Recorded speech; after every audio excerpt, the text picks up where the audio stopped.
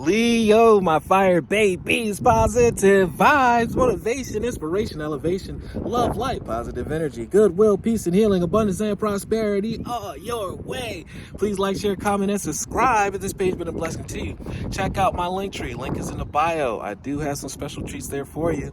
Your word of the day is belief. I need you to believe in the process, believe in your intellect, believe in your dream, believe in your own intellect. Don't look forward to the left, right, family, friend, foe, spiritual advisor, professor, mentor. They don't have the answers. It was a one-way call with you in spirit.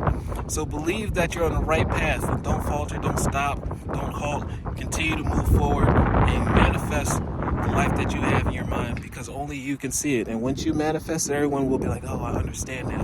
We're the king and the queen. So take hold of the harnesses and take control. I believe in myself and the beauty of life and the goodness of God. Thus I have the power to fulfill my dreams.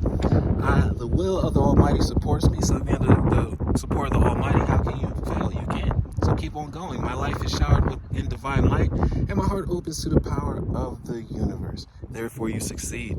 Love one another. Be kind to one another. Love yourself. I love you too.